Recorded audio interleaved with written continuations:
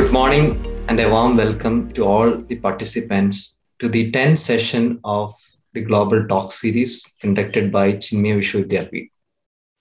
The topic of our interest today is the role of psychology in understanding and resolving the issues of humanity in the 2020s. I extend a hearty welcome to our speaker of the day, Dr. Sreevalsa Kumar. Namaste, sir. Namaste, namaste. It's also my pleasure to invite our Vice Chancellor, Dr. Ajay Kapoor, and our loving Dean of Faculty, Dr. Gauri Mahulikar, for this meeting. We have participants from several walks of life, from different parts of India as well as the world, who has joined for us on this 10th session of the Global Talk series.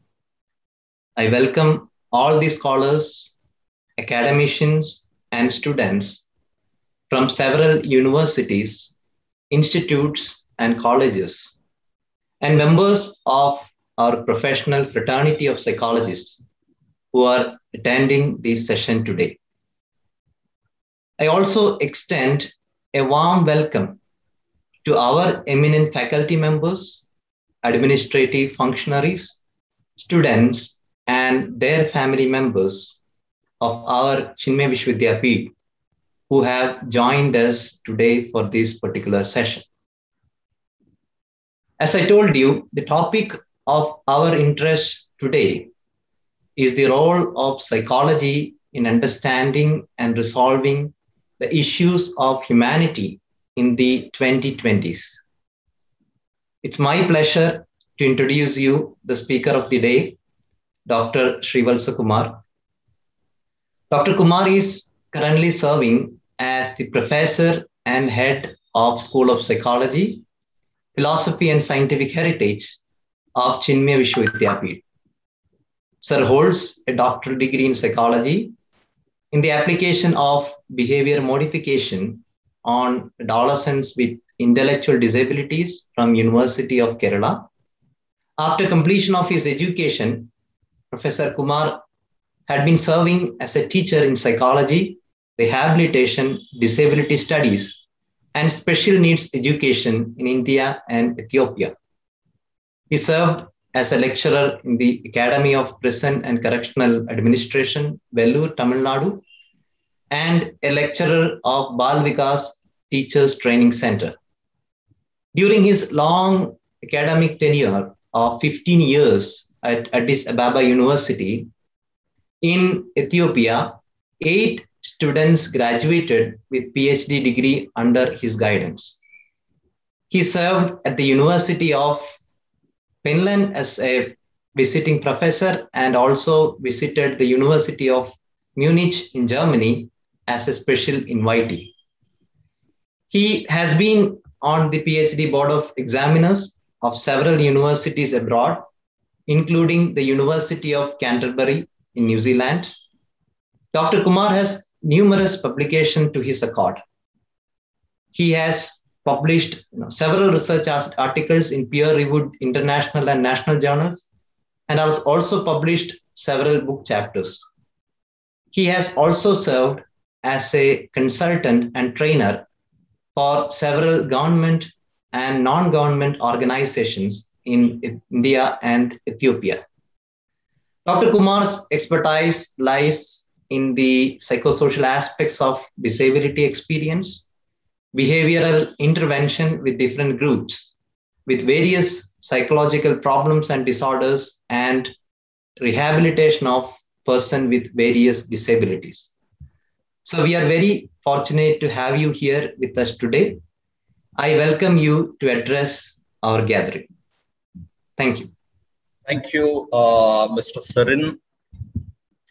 I probably would start with introducing Mr. Sarin, who introduced me in the most elaborate way.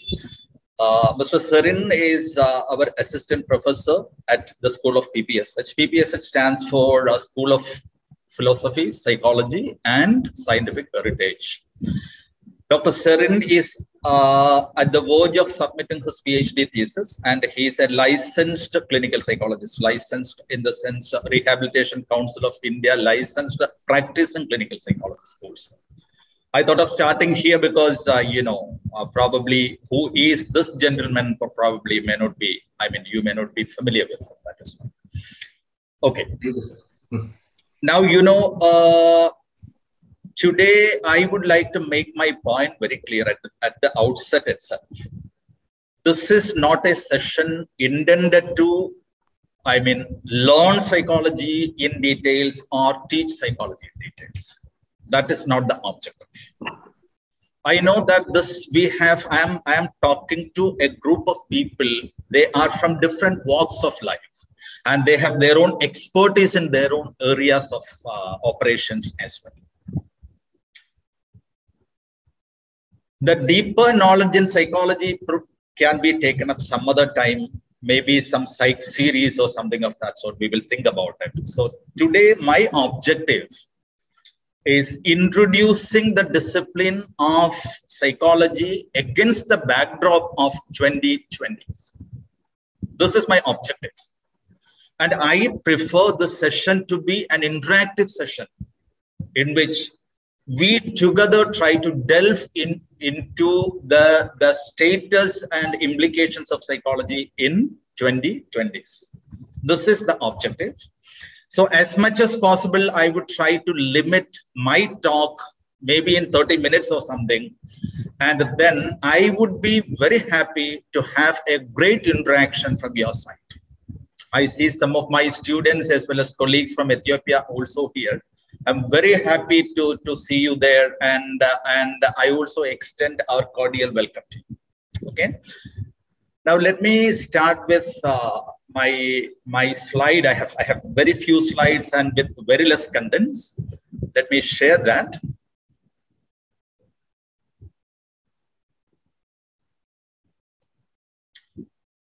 This is what all you have seen. I don't think I'll have to say anything about it. This is what you have seen. And next slide probably would be interesting for you. See here. Yeah, there is a question on the top left corner. You will say, is psychology a chameleon? I was thinking, this poster has been communicated, shared widely.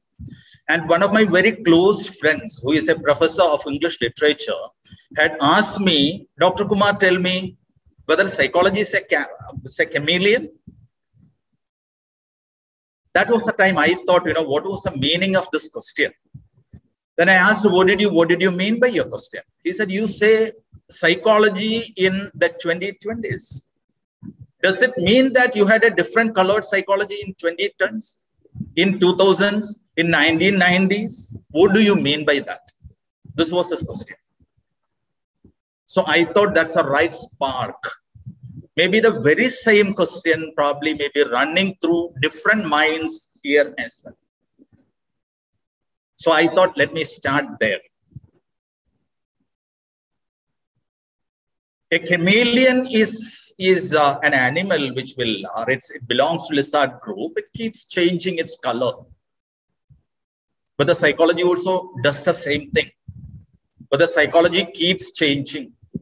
If that be the case, what's the purpose of that? What's the objective of that? That was the meaning of the question raised my friend.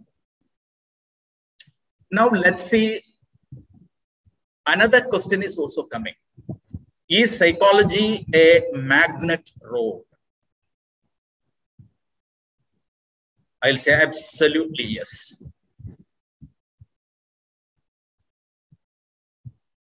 What is my argument here is the core of psychology remain the same with modifications. It keeps modifying. At the same time, psychology as an academic discipline as well as a profession keeps absorbing things selectively from its environment. Which means the demands placed on psychology probably some 50 years ago are entirely different from the demands that psychology is facing today. And psychology should be, that's what I say, psychology can remain relevant and powerful only if it captures what to be captured at any point in time.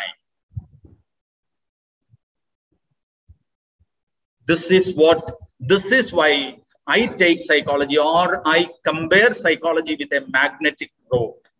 I would like to take, the hot news of today is Americans drone attacks in Afghanistan, targeting the bases of ISIS. This is probably yesterday's news. And maybe a couple of days ago, we had another news that the government in Afghanistan is getting toppled by Taliban. Is it not something which should make psychologists worry? Is it not something in which we have something to contribute? Is it not the highest time to think whether psychology is doing what it is expected to do for bettering the lives of everybody? As long as psychology doesn't do that, let me tell you, the relevance of psychology leaves us. The power of psychology definitely vanishes. But fortunately, that's not the case. Even I know I prefer to believe that all of you have heard of American Psychological Association, the largest body of psychologists in the world with more than 100 years of history. They do this work of evaluating the relevance of psychology year by year. And the recent publication is also out. That publication tells you the relevance of psychology in 2021.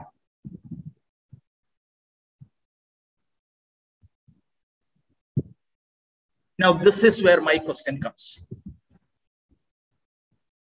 I know that many of you sitting here would be planning to take up psychology as your career, or psychology to carry it forward with you in your life, the remaining life. Then this is a wonderful question to be looked into. Is psychology doing enough to share its knowledge with the world? Because here we are not in a position to interact. I would have been very happy to hear what do you think about it, but I say probably not. If you consider the rich reservoir of knowledge of psychology, I'm very sure we are not doing enough to share our knowledge, to put or to convert our knowledge into practice, to solve different human problems, or to make the lives of everybody happy as much as possible. See, for example, on your right, you are seeing a picture. I have deliberately taken a picture here and put it because that shows a lesbian couple with their children. I'm very sure that, the moment I said it's a lesbian couple with their children, probably many of you would have wrinkled your forehead.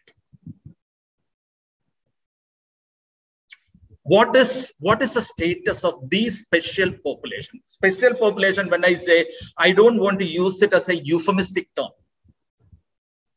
Actually speaking, I don't see anything special with them. Even people with the disabilities, we use a special, a term, special population, special needs. Actually speaking, they are euphemistic terms. Whatever be the case, that is how today we communicate. That's why I also had used the term special. And like this, if you see psychological knowledge, which could have been used to enhance the lives of quality of life of people, quality of life of even animals, is not used.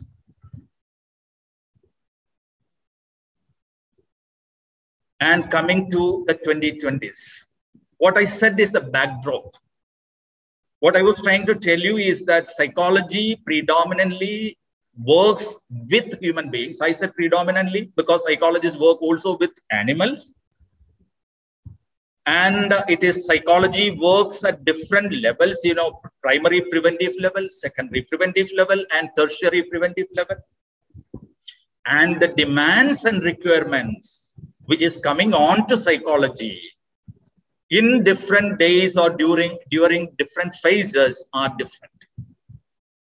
Now I am trying to tell you, this is not an exhaustive list. It's not possible as well. Some of the things are yet to emerge, but based on what has been happening during the initial year of the current decade, that is 2020, I have identified a very few areas which would definitely rule the roost in this decade. It looks like the 2020s keep a wide spectrum of aspects for psychologists' attention. Let's see what are they. I can tell you, everybody is bleeding on this. Divide, divide, divide, and divide. Don't you feel hurt when your own fellow men are brutally killed, ruthlessly killed, in the most inhuman way? Don't you get hurt? To get that hurt, do you think that we should be psychologists? No. You should be a human being, that's all. When I say divide, it is political divide. I'm not talking about any particular country. Almost, I will not say this is there everywhere in the world. Almost all the countries will have one or another form of this divide. It could be political divide. It could be religious divide. It could be racial divide. And it can take any other forms. Division because of disabilities. When I say disabilities, it includes mental illness as well. Division because of sexual orientation. Division because of ethnicity. I know that recently that was, I'm just telling a fact only. Even in Ethiopia, where I lived for 15 years, recently, so many people got brutally murdered because they belong to a different ethnicity. Do you think we psychologists have the luxury to be silent? Because we always say that our objective is to enhance the quality of life of people everywhere. That's why I'm raising this question here. Should psychologists be silent spectators? Here, my friends, this is my question. Let me say one thing. Those who have ventured into psychology would fully agree with me. And those who are going to venture into psychology would definitely realize that psychology has got abundant knowledge to help such situations and such people. Can't we work with people who are going extreme of throwing people from the terrace tops, burning people alive, stoning people to death? Don't you think we can do a lot of things? Naturally, now this global development, what is happening in Afghanistan, I'm telling you, it's going to stay with us for some more years. We have a lot to contribute. Now coming to the pandemic.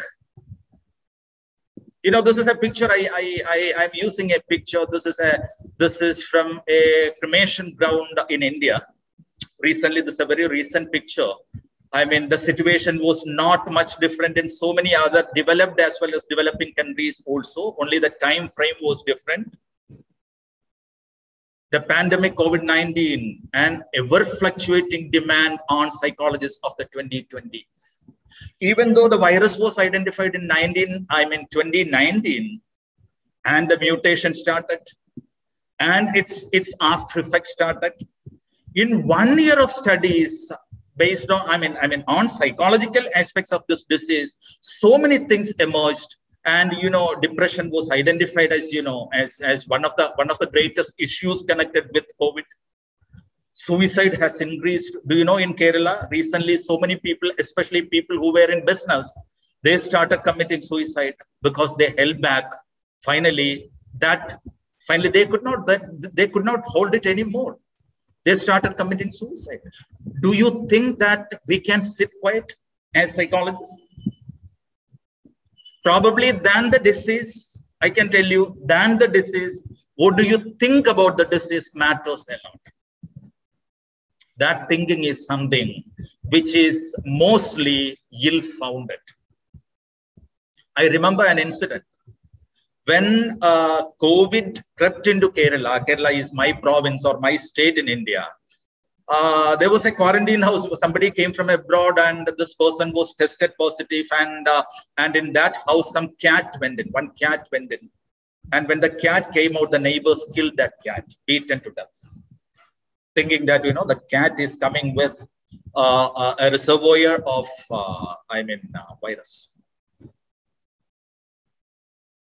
Ladies and gentlemen, let me tell you, we are doing a lot to support people globally. When I say the psychologists as a community, we are doing a lot, but I would say not enough. Not enough. Especially the complexities associated with this disorder is getting worsened. Definitely, we have to pull up our socks. We have to find new strategies. We have to pump in a lot of psychological knowledge that we have to get more seriously involved in it. Definitely, we are emerging more efficient, no doubt, because it's an unprecedented thing for our generation, such a pandemic. We were never prepared. Even rich countries or first world countries were never prepared in terms of infrastructure and in terms of psychological support services. So we are becoming more efficient. Now coming to this internet and social media in the 2020s. Actually, a sweet opportunity and a scary challenge for the psychologists. These days, we find ourselves in net and we are interacting with machines. It takes a heavy toll on our relationships, human relationships. I would like to share one example that recently I encountered. One of my friends who was going to meet his mother. She was in her 80s. And this family is kind of a family friend to my family as well. So this person asked me, he also came from Saudi Arabia.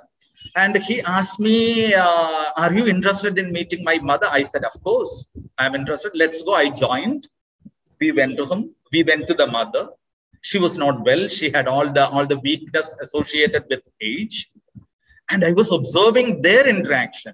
The son and the mother's interaction. Let me tell you, I did not exactly make a count, but I can tell you at least 75 to 80% of the time he was spending with his mobile. And even I was observing the mother, and she was getting restless. She was getting frustrated. She was unhappy that the son is spending more time with his mobile, which we could do even afterwards. Then when he was driving back, I asked him, did you observe yourself? He said, what? I said, you went to meet your mother. But what you did there is you were working with your mobile there. What was that work? Maybe Facebook, maybe WhatsApp. I mean, he was engaged there. That time he said, nobody told me this so far. So that's why I said it's a wonderful opportunity. This net and all these things are wonderful opportunities, but at the same time, it's a great challenge. So we have a lot to work there. The derailed human relations aspect has to be railed back. And online learning to be around for long. What you see here is a picture that it is my course, MSc course.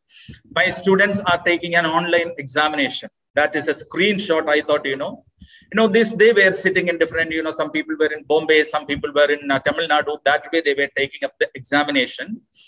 And this is, this online, even though it is not absolutely new, this online became inevitable due to COVID. COVID opened up new way for teaching and learning, that is online learning. And let me tell you, take it from me, it's going to stay with us for longer. And I think probably it will never leave us unless we come forward with another technology. That COVID taught us, but we now knew the comfort associated with that. If that be the case, psychologists have a great responsibility in this decade to make it more effective and more efficient. Okay. And online therapy is to stay longer. Even these days, medical professionals as well as practicing psychologists, they prefer not to entertain people as much as possible face to face. The thing which can be done online, they prefer to do it online because it's a safety of themselves as well as the safety of the person who is coming to meet. And the studies recently show, or the fundamental understandings about it reveals that, it is working very well. We were never prepared. Psychotherapies used to be conducted in person, one-on-one, in person, or of course, group therapies are there, that is different. I'm talking about it was conducted in the actual context. But now it has become online, and so especially psychologists working with health and mental health will have to find out new strategies or new protocols which will make online therapies more efficient as well as it will stay longer. Okay. And psychologists are moving up in academia. This is the reason, probably somewhere around 5 years ago, there was a very good study published, and in which it was telling that in the last 20 years, psychologists started assuming educational leadership positions.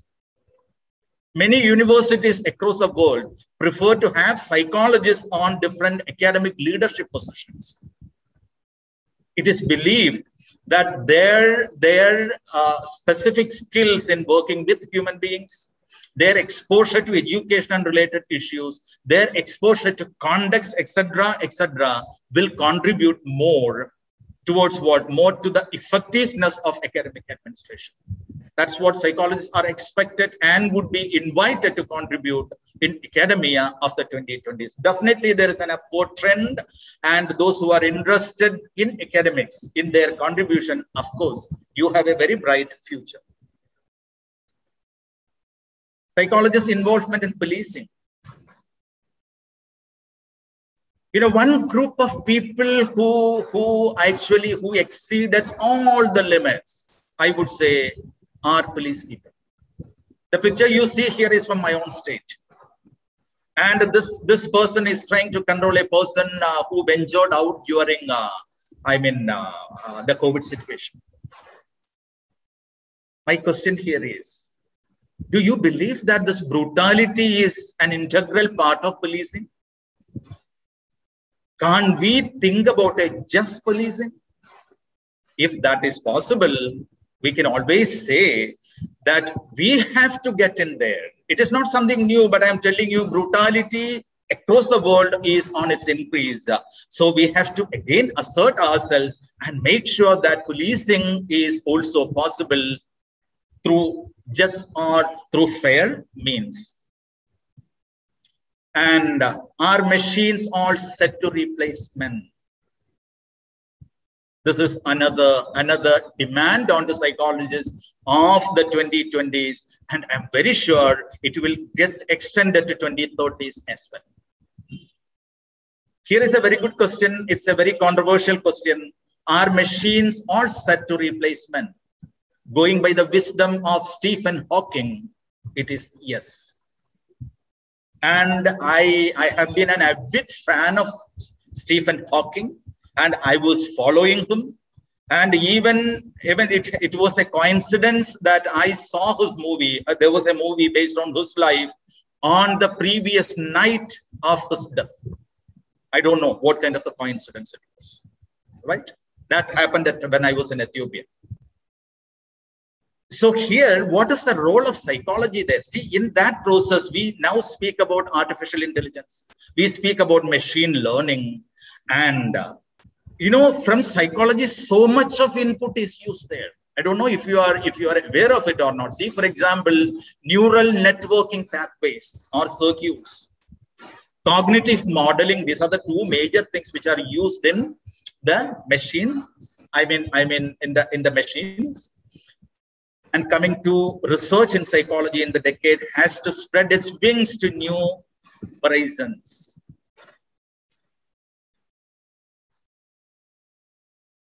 Now coming to research. Psychological researchers are taking different shapes. And the facilities now available for conducting psychological researches are wonderful.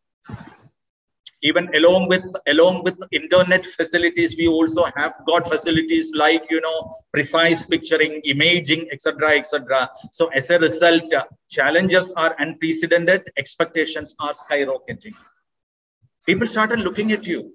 Once you become a psychologist, I am telling you, individuals as well as organization will turn towards you. Those who are practicing psychology here, or those who are teaching psychology here, I am very sure they will agree with what I say. People call you. That is it. And hence, psychological researchers of this decade are to be recalibrated to suit the decade's demands. Gentlemen, and finally, ladies and gentlemen, decide if you want to join the rank and file of this elite group of professionals. I would also say one thing. Psychology is not something for everybody. Please don't waste your time. Analyze yourself. Evaluate your feelings. Evaluate your thinking. Understand your interests. Ask yourself whether you are interested in working with human beings.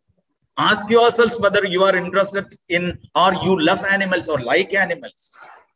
Or check if you are getting irritated with the presence of others. If that be the case, take it from me, you are not a person to be a psychologist. So this is a call, I would say, in the developed countries, there is a saying, pursuing the passion. Pursuing the passion. Your professors, your mentors, everybody will tell you, pursue your passion. But whereas in India, our students and our parents have a tendency to push their children or themselves to a field which gets attached with much glamour and money. Ultimately, you will take stock of your own life. Are you enjoying your life? You have now money, you have a fancy car, you have a house in the heart of the city, but do you find meaning in your life? So this also has to be taken into account. I'm telling you, this, what I had presented are not the ultimate or final list of the demands or implications of psychology in the 2020s. But of course, they are something which can never be walked, never be escaped from. And thanks for your time and participation. And I would like to have your questions, feedback, comments, and I think there we'll be able to have more discussions about any of the issues that we have spoken now, or even your general concerns. See, for example, I think there may be some people who are contemplating joining psychology. And if you have doubts also, you can ask me. I will stop the share so that we'll be visible more. I'll finally thank you all, but thank you for your listening. Thank you, Dr. Kumar, for that wonderful and thought-provoking, inspiring talk on the most modern concerns that psychologists has to face in the coming days. So I'm getting a lot of questions in the chat, obviously. So I'm not sure if we'll be able to ask all the questions, but maybe I'll pick up some of the most relevant ones.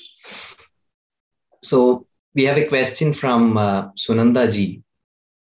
So she is asking, should psychology has to become more a preventive, than curative? So this is the question. a very relevant question. And actually speaking, psychology has already been, moving towards that. Our first, even any field you take, that is what we said, even if this health psychology is one of the areas which is flourishing very well these days. And their current focus, the major emphasis on prevention. Fire prevention than fire fighting. This is what psychology also believes in. Yes, definitely we have to think from that perspective. So there is an additional question from Sunanda ji. She wants to know how psychology can become more public and reach the public more effectively across all the social levels. Is that possible? If so, how that can be? This was, this issue has been a haunting issue for psychologists.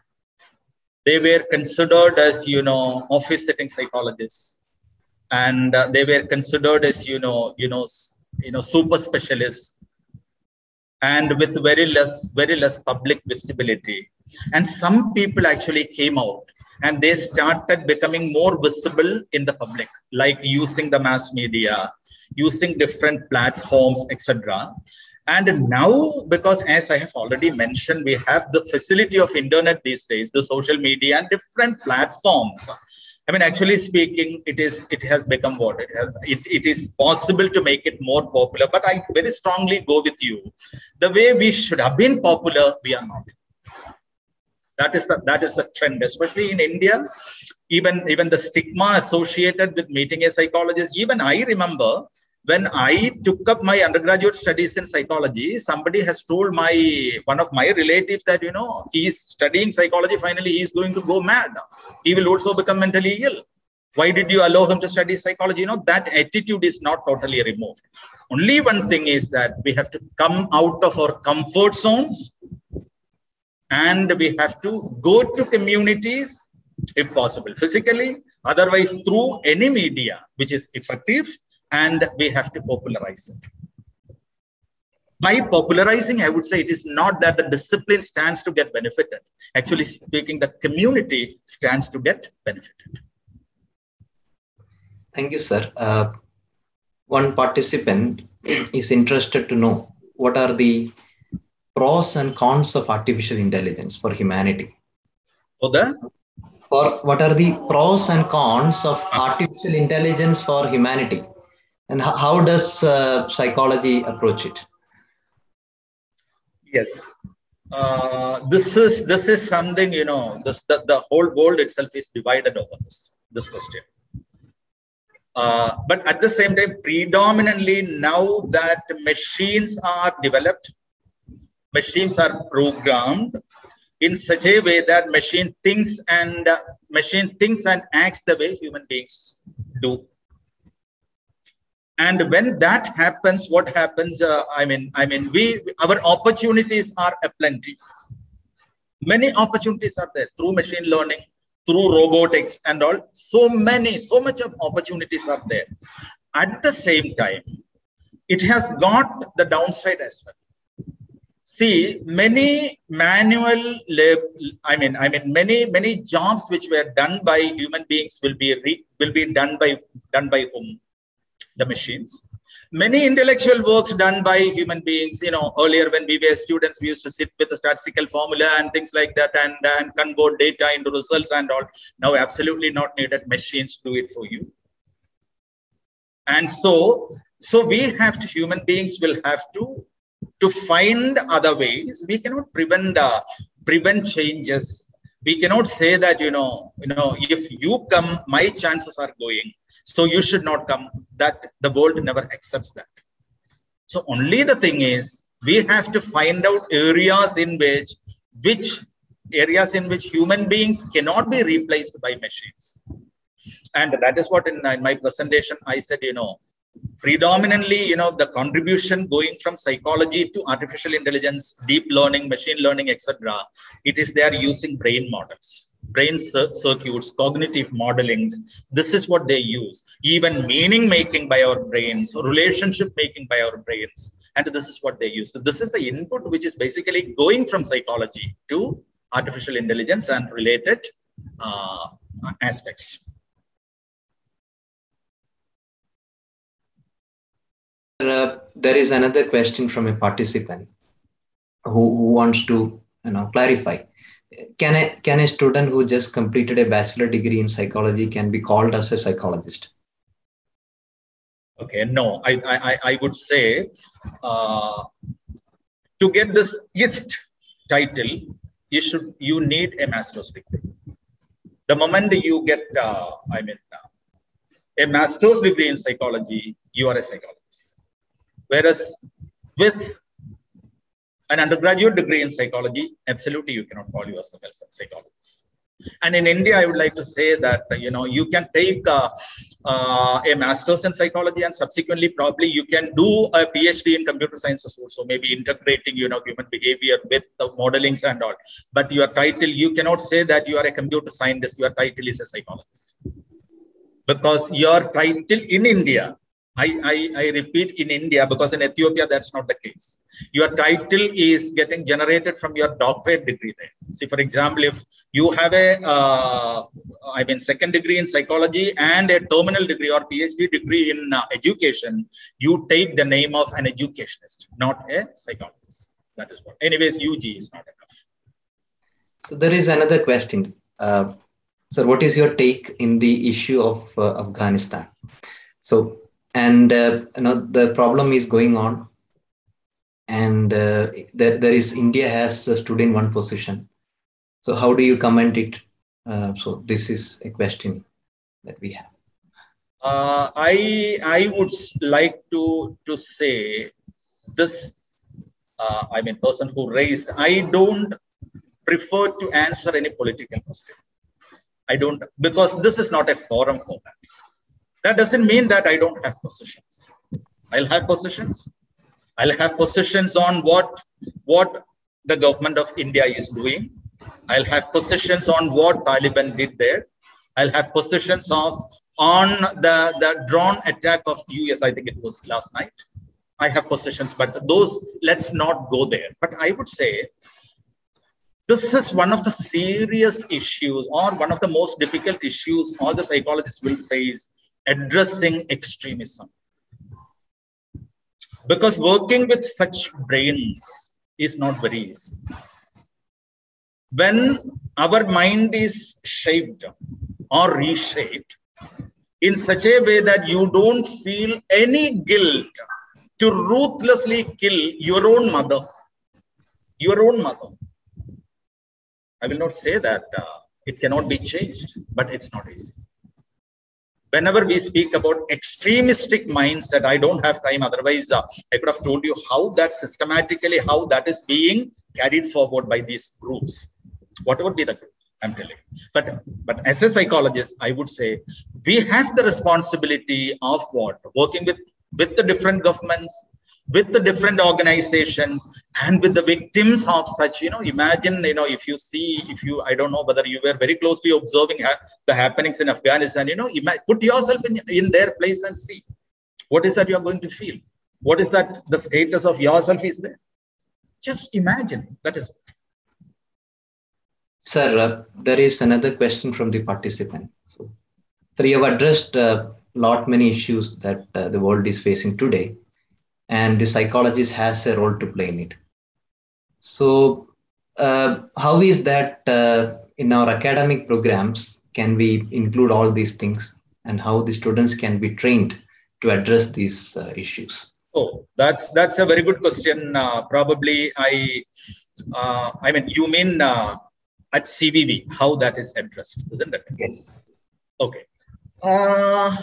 This is I'm coming to please understand that I'm the part of CVV, and CVV is my current university.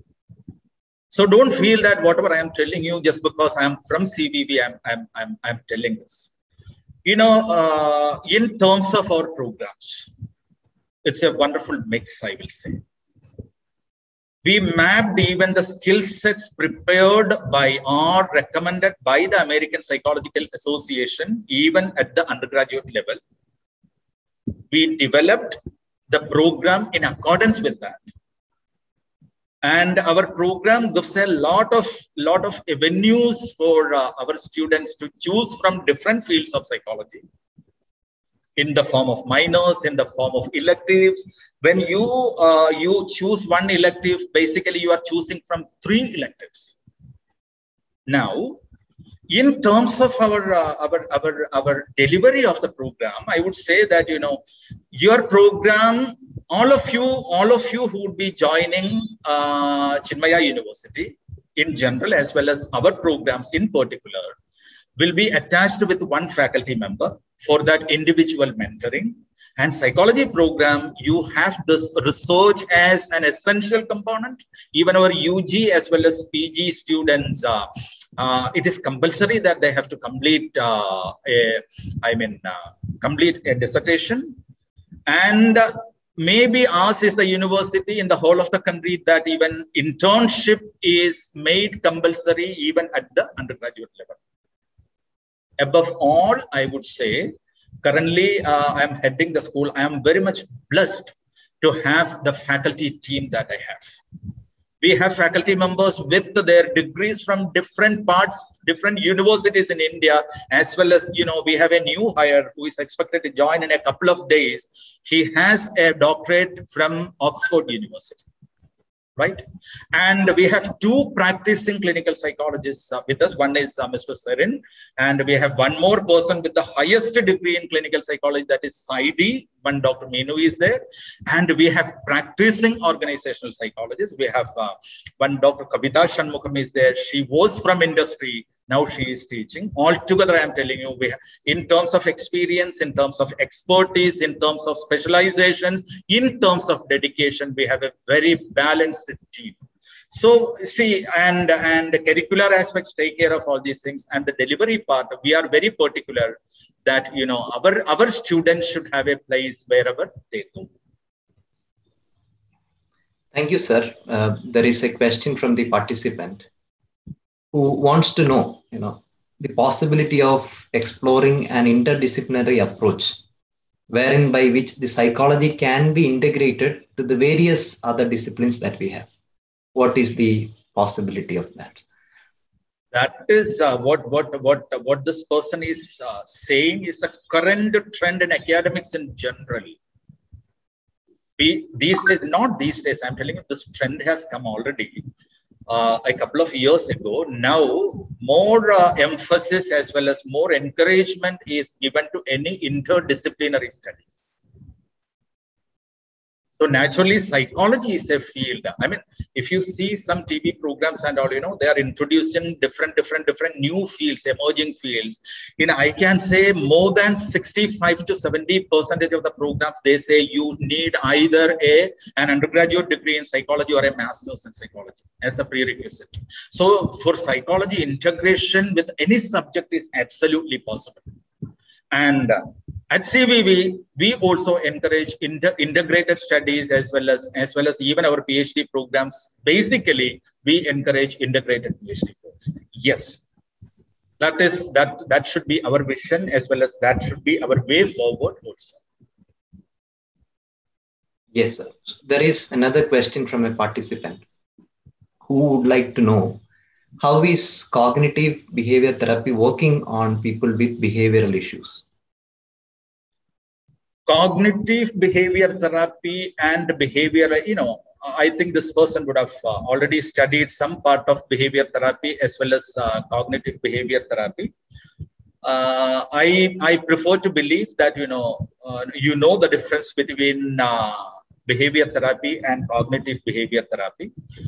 And basically, today we say that cognitive behavior therapies are more effective to tackle very many psychological issues and problems in comparison with behavior therapy alone. At the same time, remember, behavior therapy holds strong ground even today because there are so many conditions which can be fairly very well handled using exclusive behavior therapeutic methods as well. And this is not something we say that, what works with person A may not work with person B. What works with person B may not work with person C. So we should make our own evaluation, what would be suitable for a particular person. And considering that, we should have a program plan. That's how it works. Thank you, sir. There are many questions related to the current pandemic that is going on. Okay. So, people generally want to know what could be the strategic approach of psychology to deal with the current phenomena that is going on. Very good question. Psychologists today say a world free of COVID, never think.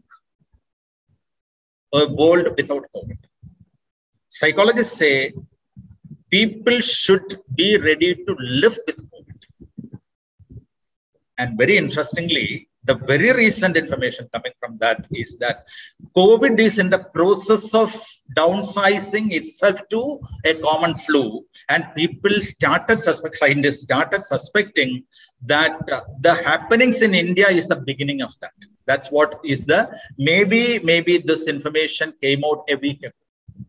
And psychologists also would say that, we should be helping people to live with COVID, and primary preventive measures should be placed through all the possible media. People have a lot of misunderstandings, even still, disregarding their educational level.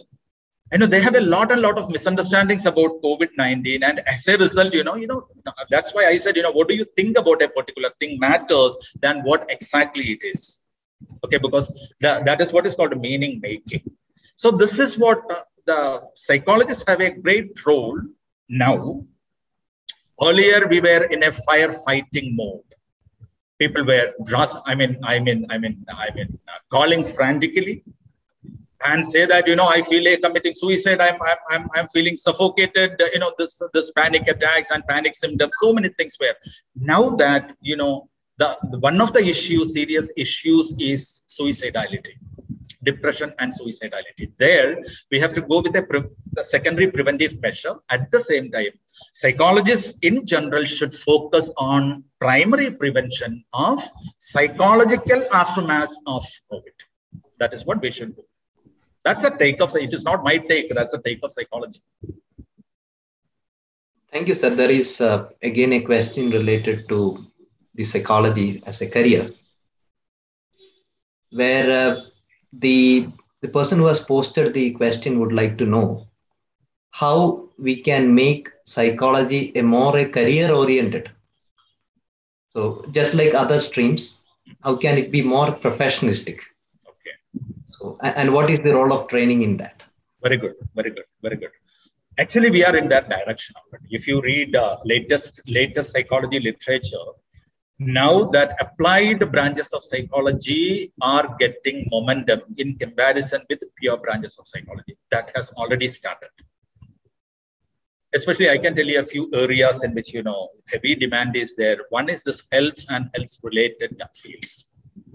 Because earlier, somebody also spoke about this, the need of primary prevention. And now that, lifestyle diseases are our major threats, the current decades. So it needs a psychological handling, not a medical handling.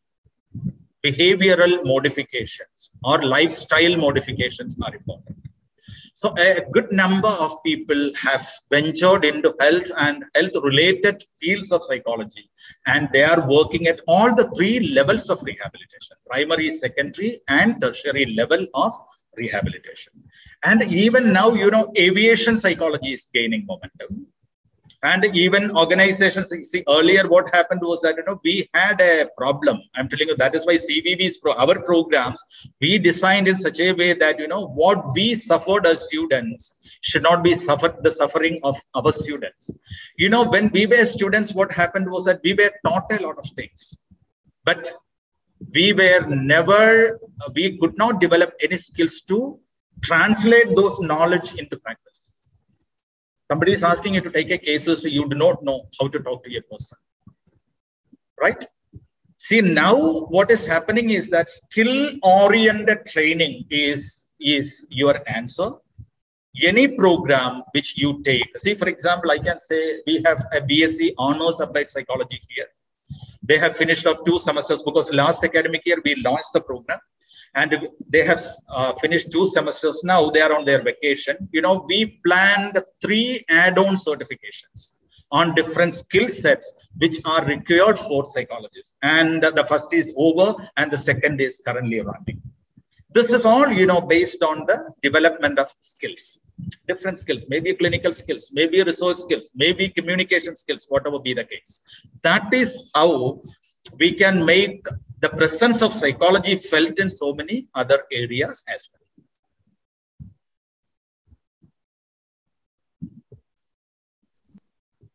Thank you, sir. There are again plenty of questions that are coming in. Okay. But again, we may not. Sir, can we take some more questions, or? I see. If you have time, I can take. It is in your hands. So maybe we will take one more question. Okay. So this is related to, you know, involvement of psychologists in public policy making. So how can psychologists get involved into that, or is there a possibility?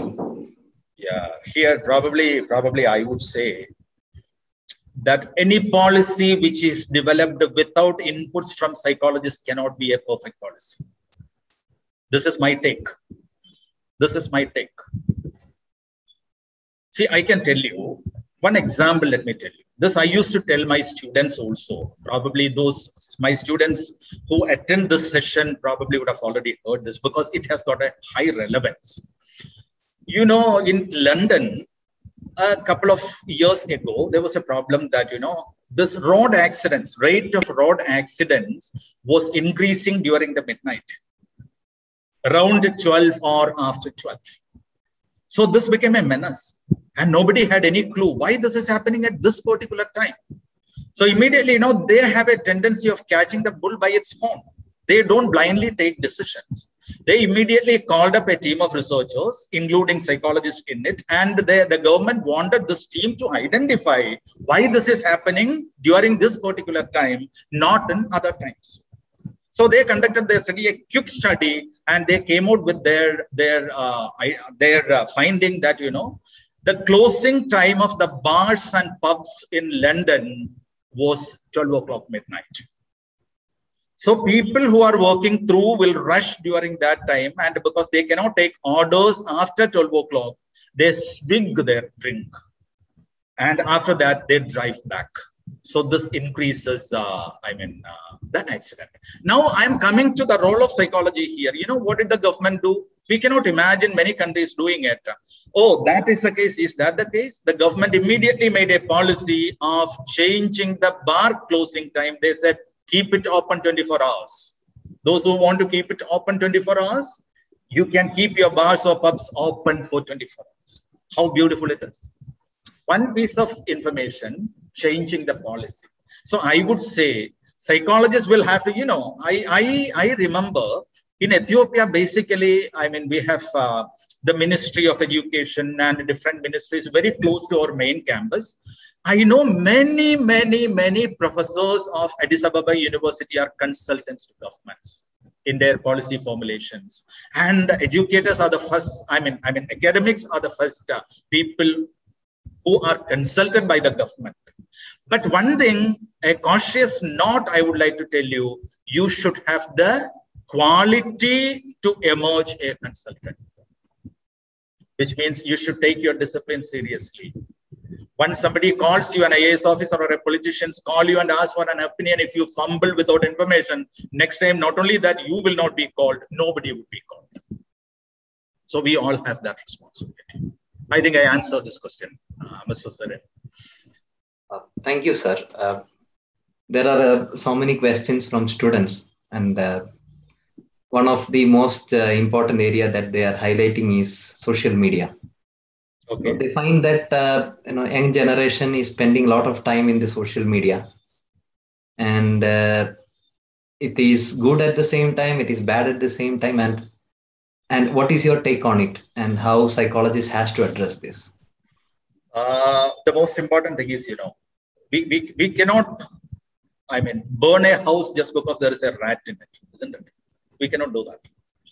Of course, social media and all other platforms, they have a lot of contributions in our lives. How do you use it is your take. And many times addictions are not deliberate. You don't read the beginning of addictions, and you deny that, I'm getting addicted to mobiles or addicted to net. That is it. That is where, I mean, social media, I would say it should again gain momentum. That is my position is that we should never be stopping it. At the same time, I should have the self-discipline to use social media the way I want to use it. And don't you believe in your agency, my dear students? You have the agency. Trust yourself. Develop the self-confidence. You can handle it. And mostly, if you decide, you can handle it. Otherwise, if you identify a problem, try to resolve it. Seek support. Talk to the comfortable people. Find out if you have a problem. Find out a solution. So it is what it is. I will not say it's an unavoidable evil. No, it is not evil. It is something which will be with us. We should learn how to live with it. Thank you, sir. There are still many questions. I think it not be justice if we are not attending to some of these questions. I think it is up to you and the team global series. I can if I know, I will. Let's spend, I think, maybe 4 or 5 more minutes to take some questions. So one of the questions is the seclusion that human beings are experiencing at the moment. With the new technology coming, with the new culture coming, there is seclusion people are experiencing. And the question here is how psychologists has to address it as within the society level. So that is the question that has come. Yes, seclusion. Yes, this is something basically reported. That is, they say now people because of this social media as well as internet, even people started developing an existential anxiety. This is what literature says, because people started suspecting the importance of their own existence. Because things are being handled by what? Handled by machines. And, earlier people used to consult each other. See, for example, I do not know something about something in clinical psychology. I'll pick up my phone. I'll call Mr. Sarin. I'll say, see, I need a quick answer for this. Do you know something about it? Today, I don't venture into that. What I do is immediately I'll go to Google and ask my Google, what is this? And it gives me an answer. I start believing in it, right? So this is something, how we regulate our lives. I would say we are much social beings, very much social beings. If you think, but this is a problem of the current generation, especially young generation, even they don't want to go to a nearby shop and get probably a pack of cookies. They immediately take, an online order. They want the fellow to come home and deliver it. We are, I know even boys, young people, even within my own family circle, I know such people, they don't want to venture out. Always, they are sitting with their machines, maybe laptop, maybe tablets, maybe mobile. This realization, I appreciate the realization of this person who raised this question itself is the wonderful beginning. And again, I say, we have to trust our agency. And we should be able to, one of the things psychologists should do is that, observe your own thinkings, observe your own feelings, and try to answer, why is that I'm thinking this way? Why is that I'm feeling this way? This is very important for a psychology student, right? Then it will give you a lot of answers, and many things from our side, we ourselves can correct ourselves. If you ask me if that be the case, what is the role of psychologists? Yes. Not that all the problems can be solved at an individual level. Some people people stand at different junctures, And as a result, some people would require more support. Some people would be able to solve their problems on their own. Some people would require moderate level. But at the same time, identify it, regulate your life in which you connect yourself with other significant members in your life. Thank you, sir. There is a question that is related to the research in psychology. Okay. So the participant wanted to know what could be the possible research areas, emerging research areas in psychology in the future, and what exactly can psychology contribute to the science that is growing? Contribute to the body of science, you mean? The body of science. Okay. I don't think I'll be able to give you a very clear answer. Researchers are basically, sometimes it is need-based, sometimes it is your interest-based. And we cannot say that this aspect of research is not useful, and this is something, which is more useful. I mean, I don't want to go like a research methodology class here, but that will be boring for many people. But at the same time, we have to identify the research needs. So what happens is that more needs will emerge in the emerging fields. Like, let me say, I said artificial intelligence. Like, probably I can say that this internet learning. Like I can say that this online therapies, what I have, there, you'll be able to identify or many research needs will knock you top. And finally, whether you take it up or not, it is based on either your interest or your incentive. See, I may not be interested in a particular area, but my university says that you do it, we need a report. Probably I'll do it for my university. Or somebody else is calling me, see, we are going to give you 10 million rupees. Please do this research, even if I am not interested, probably because of my reasons, I'll take it up. But I would say the best thing to do is pick up your research with which you are very much interested, which triggers your curiosity. That's how you should do it. There is another question where the participant wanted to know the number of people who are accessing psychologists, for help, if you see, are very few in the country, especially in India.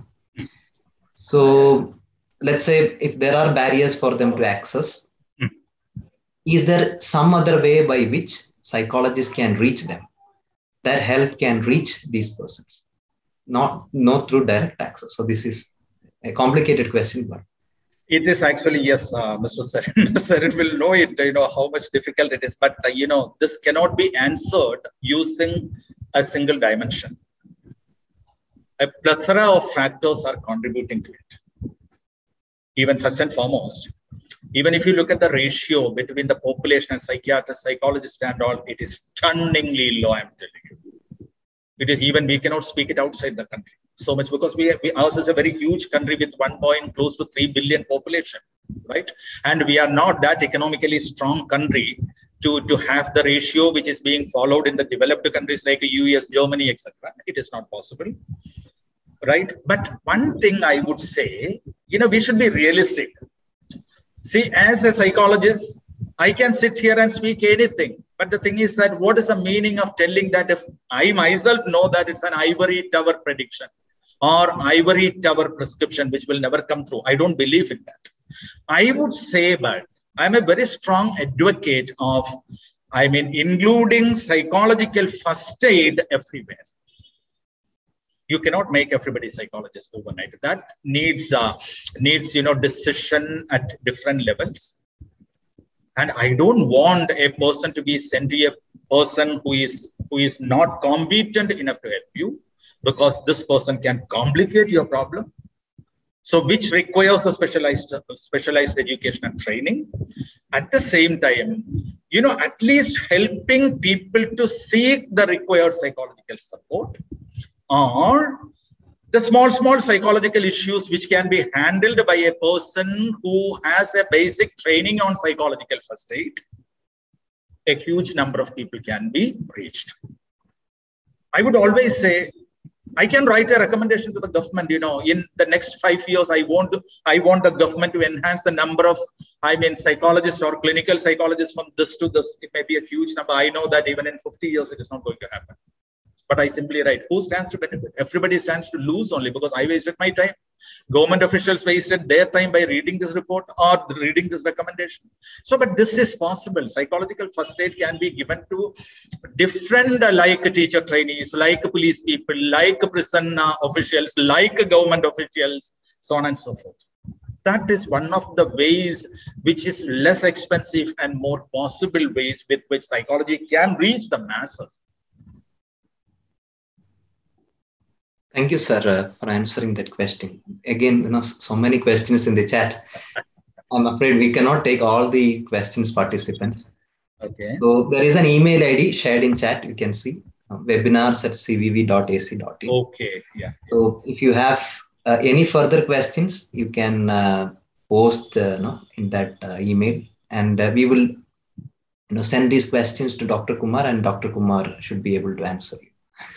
So I thank the participants, for posting so many questions. I feel it was really a very good discussion that we had over here. And the talk by Dr. Kumar, it was really inspiring. As faculty members over here in this university and students, if you ask them, we get to hear these talks almost on a weekly basis, because we interact with him. But people from outside also got an opportunity to listen to Dr. Kumar today.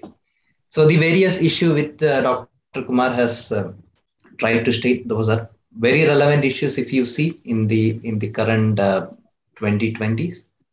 So many different forms of issues are coming with the development happening, with the change in the political scenario, with the kind of fundamental ideologies that are changing and so on. And we psychologists should get equipped to address these things. Anyway, in our programs here in CVV, definitely we are trying to make every effort to bring in all these aspects into the curriculum and trying to address it. So thank you, Dr. Kumar, for sharing these wonderful ideas. And I believe all participants had a very good, insightful session today. So thank you, Dr. Kumar, again. Please send your question to the email ID. Please note down the email ID, and in case if you have any further questions related to the talk that we had today, you can obviously put it in the mail, and Dr. Kumar will try to answer that later on. So I take this opportunity to thank all the scholars, academicians, and students from several universities and institutes and colleges, and members from the professional fraternity of psychologists who has joined us for this talk session today. We are indebted for the relentless work and service you are providing to address the pressing concerns of humanity today. I also thank all the students who have joined. Thank you for your zeal and enthusiasm that you have displayed today by participating and asking very relevant questions that are the pressing needs of humanity today. I take this opportunity to thank all our CBB people, our Vishwavidyapit people, our students, our faculty members, people from the IT media, who had taken a lot of effort to put this program into place. So I thank all of them, and I thank all the participants once again for joining this wonderful session. Thank you. Thank you, one and all.